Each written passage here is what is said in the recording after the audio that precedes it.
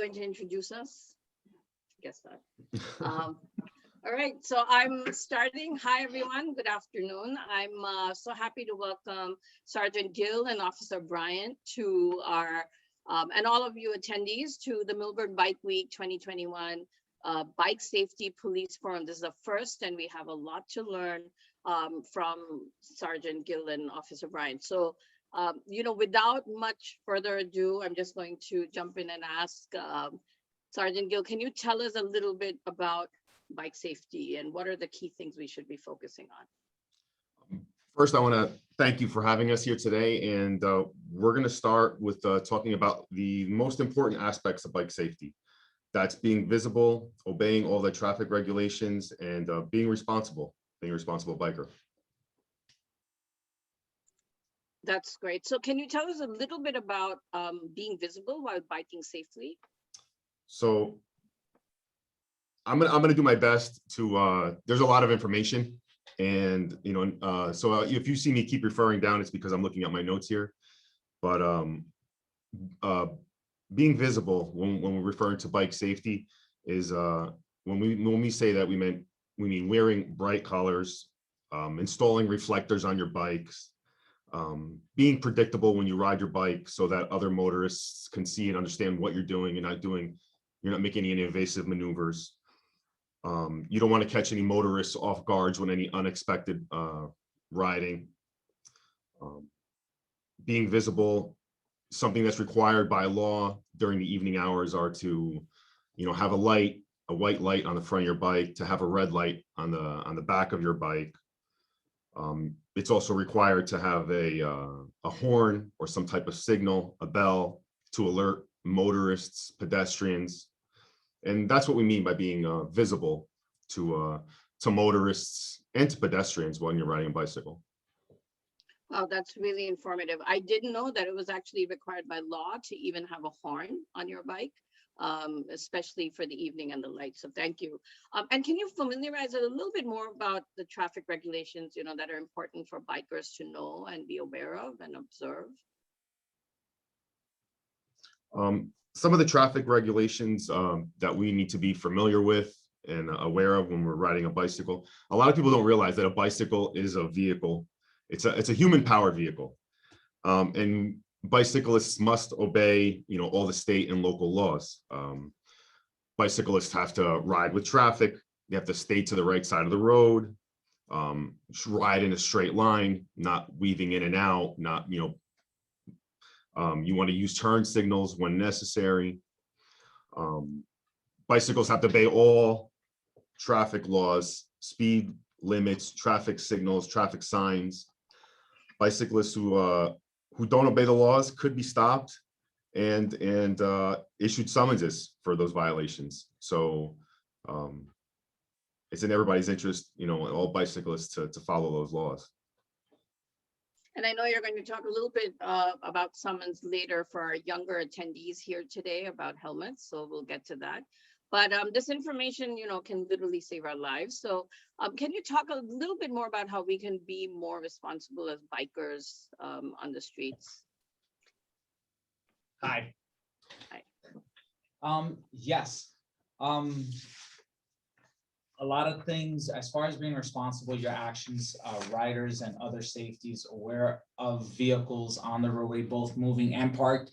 So a lot of times what we mean by that, like on the road, being careful, especially like on Millburn Ave, the main roads, Main Street, being aware of all those parked vehicles on both sides. We've seen a lot of accidents in town of someone opening their doorway. We've also had a lot of people ride their bikes across from, I'm sure Sergeant Gill can also attest to this, of people riding their bikes across roadways as opposed to dismounting and actually walking across a road. Yeah, and also you wanna make sure that you ride with your capabilities. You want to be attentive, pay attention. You shouldn't use headphones while you're riding, because then if somebody honks their horn or if something happens, you're not really gonna know. You should stay off of your cell phone The same way, we always, there's laws against driving and using your cell phone at the same time. You shouldn't use it on your bicycle as well. Obviously, you shouldn't ride if you're under the influence or anything like that. And yeah, and then as far as the laws go with the juveniles, it is a law for, I think it's under the age of 17. Yeah. They have to have a helmet. So we have a lot of riders. We see them at the middle school all the time, and we'll see several kids riding their bicycles to school.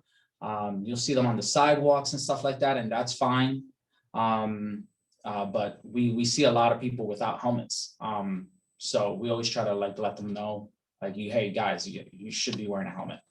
The law specifically refers to kids, children 17 or younger, but we encourage all bicyclists to wear helmets. Head injuries are the most significant injury that you could sustain while riding a bicycle. And it's easily, something that you could prevent, by wearing a helmet. Thanks, Sergeant Gill and Officer Bryant. So very valuable information. And can you give us some information about other aspects of bike safety that you would like us to keep in mind, or even things like hand signals, etc., that we should be aware of as riders, and that everyone else understands how? So any information would be fantastic. So some of the other main information that I'd like to share, about bike safety is before going out, you should always do a pre-ride check of your bicycle.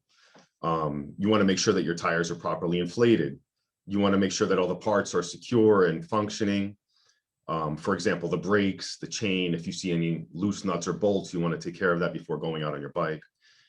You want to make sure that your bell or your horn is working, that your helmet is properly fitted and fastened. You don't want it falling off or hanging off your head. When you're riding, you want to ride in the roadway. You want to stay to the right. You don't want to ride on the sidewalk. You want to ride with the flow of traffic. You want to ride in a single file. Bicyclists can ride side by side, two abreast, as long as they're not impeding traffic. Hold on, you want to be aware of parked vehicles. So as you're going around parked vehicles, you want to be aware, of anybody possibly opening a door.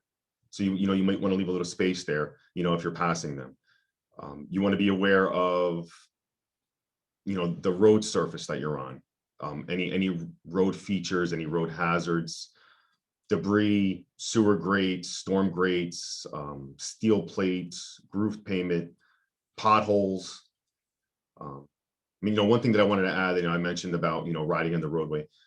Children 12 or younger, are allowed to ride on the sidewalks in the residential areas, as long as there aren't pedestrians on the sidewalk, or, if there are, you need to be, careful, make them aware of your presence so that, there isn't any crashes and, there's no issues with riding. You want to be alert to vehicles and other drivers' maneuvers. You always want to be prepared to act in any situation. You want to plan ahead as you're riding. You always want to think ahead, where you're going, what the vehicles, beside you are doing, if they're going to turn or if they're slowing down, so that, do your best to avoid any type of collision or any contact with any of the vehicles on the road. You don't want to be making last second decisions, because that's where accidents can happen. You want to be aware of the other vehicles' blind spots. When motorists are driving down the road, vehicles have blind spots, and you don't want to be in those blind spots. And if you can't see the driver, they most likely can't see you. So that's one way to look at it when you're riding your bicycle. You want to be careful when you're riding by larger vehicles, trucks, vans, that might not see you. You have to be careful with that. One of the areas where the most crashes, where the most collisions occur between bicycles and vehicles, are driveways and intersections. So you want to be, really careful at those. Anytime, you approach an intersection, you want to look both ways. confirm that there's no vehicles coming, and if in any doubt, you should just give them the right of way, because, you don't want to get into a collision with the vehicle. When approaching intersections or approaching areas where you need to make a turn, always signal. It helps the motorists, that are, in the area know exactly what you're going to do. I mean, if people aren't familiar, with the hand signals, you point in the direction that you want to turn. Hand up is, is going to be a right. You could either point left or right, or if you're going to use your right hand, it's up or down to slow the traffic down. And you want to be prepared, in case those vehicles don't see that you're making that turn. You want to be prepared to stop, slow down, take any evasive maneuver to avoid any type of collision, just in case they didn't realize that you were trying to turn. While riding the bicycle, you always want to yield the way to emergency vehicles, police, ambulance, fire trucks, any pedestrians that might be crossing the roadway. They have the right of way. When switching lanes, all these will help avoid collisions, potential injuries. I mean, and if there ever is any conflict with any motorist as you're riding along, you do your best to just avoid it. If it's something that, escalates, you just stop, call 911, try to record as much information as you can, and just report it to the police. And the same if you were to get involved in some type of crash. If you were to hit a vehicle, or a vehicle hits you, if you're injured, don't move. You don't want to aggravate the injuries. If you could call 911, great. If you can't, have somebody nearby, call. Always, report it to the police if there's any type of collision between a bicycle and a vehicle. If you could, take photographs and also record as much information as you can, to help the, reporting, process later. When you're riding at night or in inclement weather, there's always limited visibility. It's a lot more difficult for vehicles to see you. It's important that, you have that light in the front of the bike, in the back of the bike, to help identify the bicycle, traveling, at night. Use reflectors. You want to use extra caution. You want to ride defensively, especially in the evening. Don't just assume that the motorists could see you.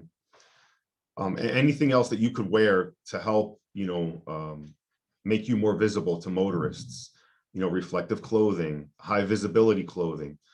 I see a lot of people sometimes riding in the evening, with strobe lights on their clothing, to alert other drivers of, them on the road. And these are a lot of these are the most of the main points, that I wanted to communicate to everybody, to be aware of when they're riding their bicycle.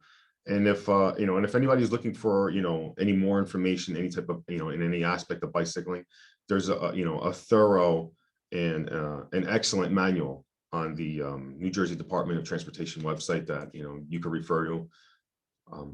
Yeah. Yeah, thanks for directing us to that manual on the DOT website. We hope to be able to share that with with our attendees today, at least the pamphlet that you mentioned. So one of the questions that came up that we received, through our link it was about what you just talked about a little while ago, which was helmets for children under the age of 17. And some parents would actually like to see if this can be enforced more, and if there are penalties for children riding without helmets. So if you could give us some information on that. Well, the law states that children who violate the law shall be warned of the violation, and the parent or legal guardian of that person may be fined up to $25 for the first offense, and up to $100 for a subsequent offense. But as far as enforcing the law of that, I think that it really begins with connecting with the community, specifically the parents and the children. So we will get a lot of times, and I've done it, and I know other officers have done it. If we see something crazy, we'll stop wherever it is. If it's juveniles, and we'll call their parents and let them know what's going on. And if they need education, we'll try to educate them as much as possible. But I think that really specifically the parents and the children, right? And educating them on the requirement of the potential danger and potential danger of serious head injuries that could occur when a helmet is not used. So that's as far as if your child is if someone's under the age of 17, letting them know that by law, their child has to wear a helmet. And I think that is the best way for us to communicate, is really just getting the information out. If people have their children riding bikes, they can feel free to call us and we'll try to help them out as much as possible and give them the information. And yeah, that's pretty much it. Just making sure, we're all on the same page. And if any of the local parents, would like our assistance to speak with their children, to, reinforce that, that idea, that rule to wear the helmet when they're riding the bike, we're always open to it. Feel free to contact us. Yeah, I can imagine the effect of one of you pulling up and reminding a child without a helmet to wear a helmet. I think that lifelong lesson right there. Sometimes they won't listen to mom or dad, but they'll listen to us. They see us pull up in the police car, the uniform, and all right, Officer Tavares, or I'm sorry, Sergeant Tavares or Officer Bayer, stopped and spoke with me, so I got to wear my helmet now. Yeah, and it can literally save their lives. So thank you so much, Sergeant Gill and Officer Bryant. We are actually done with the part where we were going to ask you some questions, but Jorge has been monitoring the chat, and I think there are some questions there that he'd like to pose to you. So over to Jorge, and then he'll come back to me after. Thank you, Priya.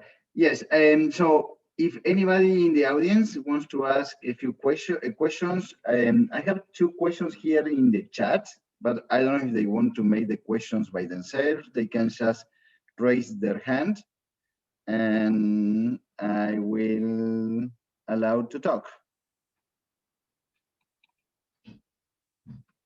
Senthil. Yeah, sure. Right. Thank you, officer, for this. This was very educative. I had a question which is more to do with are bikes required to be either licensed or registered with some authority? I know there's increasingly getting more sophisticated and expensive, and is that required by law, or would it help in any which way? It's not required in I've heard of it. There are towns that do that, but it's not required here in Millburn. But I could understand how, keeping some type of registry, with bicycle information in case they go missing, or for easier reporting of theft, would help. But, here it is not required. Okay. All right. Thanks. Is there anybody else who wants to ask a question? Actually, somebody sent a question by chat and I don't see their hands raised. So I'm going to ask the question that somebody sent to me, which is, what are the blind spots on a car? Officer Bayerga wanted to add something before we continue.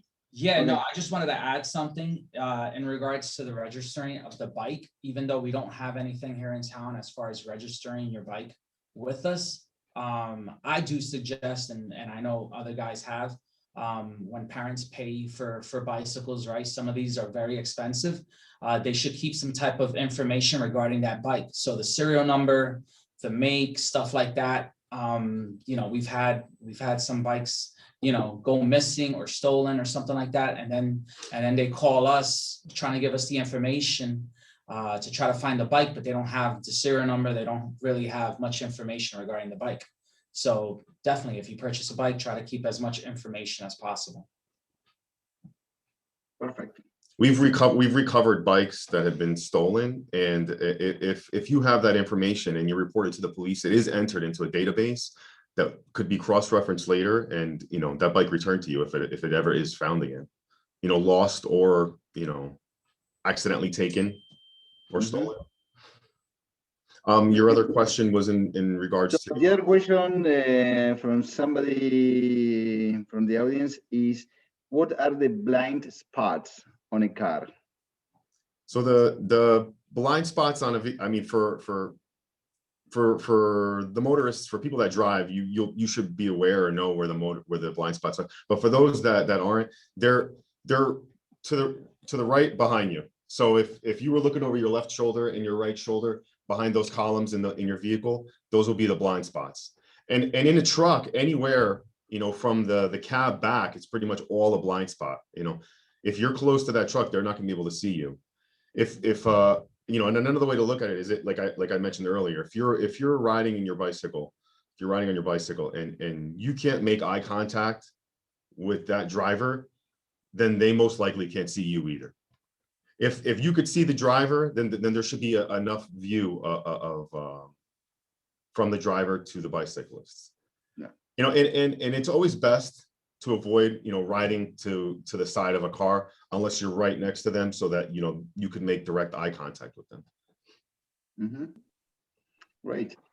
So I have a related question, since we're talking about blind spots. How much does it help to have rear view mirrors on your bicycle? So I see, like motorcyclists have bicycle. Does it help with, getting a better sense of what's around you, or?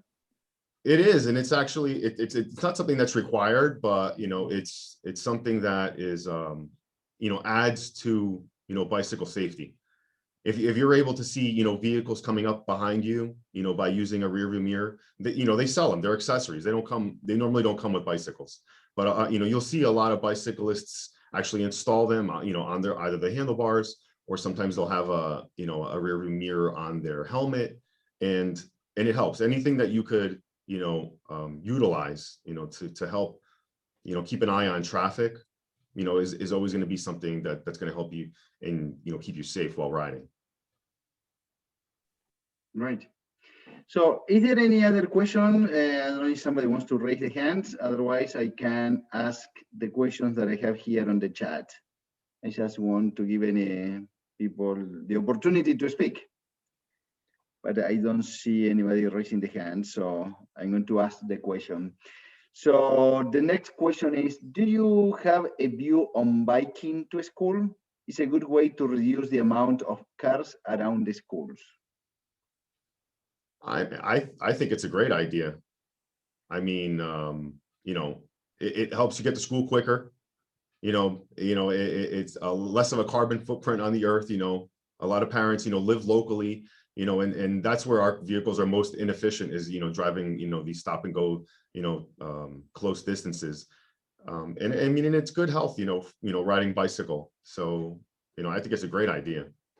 So following with this question, actually, I mean, when I was younger, I used to all the time. I lived close to school, and I used to always ride my bike. Yeah. Actually, what you are saying is totally true. 20 years ago, or even more than 20 years ago, like in the 60s, 70s, 80% of the kids going to school used to walk and bike in the whole US. Now, that percentage went down only to 35%, and mostly in the cities, not in suburban. So yeah, that changed a lot. So, but based on the question in the previous question about biking to school, I know that there are a few schools here in Millburn Short Hills that don't allow elementary schools that don't allow kids to go biking to schools. Do you know why is that? If you know that, I don't know, maybe you don't know that. I didn't know that until we started working on biking. And I know that there are a few schools, 2 or 3 schools, that don't allow the kids to go biking to school. I have heard that, and I don't know the specific reasons, but I'm hoping that there is a legitimate, reason why, that they don't allow the children to ride the bicycles to school. I know there are some schools in our township that are difficult to get to through bicycles. Maybe that's why, they don't want the children riding, to school on bikes. If there aren't, if the roads are narrow, or if they're, steep inclines or steep declines, in order to prevent, accidents, crashes, they just prefer the children not to ride their bicycles to school. But I mean, other than that, I really don't know why, some of our schools don't, allow riding to school. I'm sure there's a logical reason. Okay, great. So anybody else has a question? I don't see any raised hands here. So if we don't have any more questions, we can go to Pragya, so we can close this session. Okay, so thank you, Jorge. Thank you for organizing this. Thank you so much, Sergeant Gill and Officer Bryant. Everything that you said has been helpful and invaluable, and I think it can literally save lives and teach us to be better, more responsible bikers and citizens. So to all our attendees, the sun is back up. I have a window right next to me. So sun is back up. Please get out there now, start biking. That was actually our plan. From 5 p.m. we want them to bike. So hopefully you'll notice the uptick in bikers on the road, and put all your learnings today to good use. So thank you again. Thank you so much for your time. Thank you, everyone. Thank you, everybody. Thank you. Enjoy the Thank rest you, of the day. officers. All right, take care. Bye-bye.